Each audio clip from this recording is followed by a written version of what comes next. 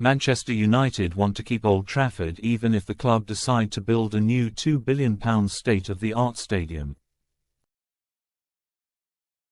It was thought that plans for a 100,000 capacity Wembley of the North would mean bulldozing United's iconic home for 114 years.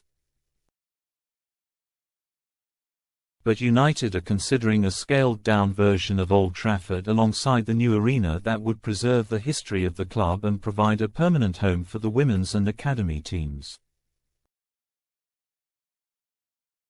As part of the ambitious project, the famous old ground that has been grown to a capacity of 75,000 since it was built in 1910 would be reduced to a single-tier stadium that would hold closer to 30,000 fans. Crucially, some of the most treasured features of Old Trafford would remain in place, such as the Munich clock and tunnel that commemorate the 1958 air disaster, and the statues dedicated to Sir Matt Busby, Sir Alex Ferguson, Jimmy Murphy and the Holy Trinity of Sir Bobby Charlton, George Best and Denis Law. It would also preserve the hallowed turf where so many United greats have played down the years, and the old Players' Tunnel on the halfway line that is the only surviving part of the original stadium. While some Premier League clubs have knocked down their stadia or moved home completely, United believe they would be building a unique monument to the club and its history. So far they have canvassed around 30,000 fans over the plans for a brand new stadium, with the response understood to be roughly 50-50. But that figure could change dramatically if supporters know they can have the best of both worlds. The reduction of Old Trafford would be done after the new stadium is built, allowing United to continue playing at full capacity until it is ready.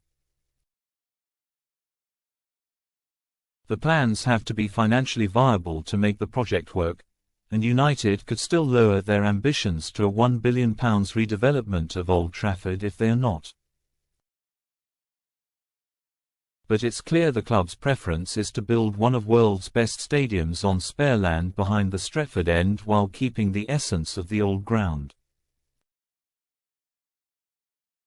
New co-owner Sir Jim Ratcliffe wants a final decision by the end of the year, and its thought work could be completed by 2030. Ironically, the main obstacle to redevelopment over the years has been the rail track behind the Sir Bobby Charlton stand and logistical issues of building it up to the same height as the other three sides of Old Trafford, which have grown over time. The plan now is to reduce all three, the Stretford end, Sir Alex Ferguson stand and East stand, to single-story structures for the women's team and youth academy. United cannot pay for the project on their own and are assessing public-private funding opportunities for the stadium and wider regeneration of the area around Old Trafford on land owned by the club that could be used for housing, leisure, business and education purposes. Selling the naming rights to the stadium is being considered, although United insist fans will be consulted over that process.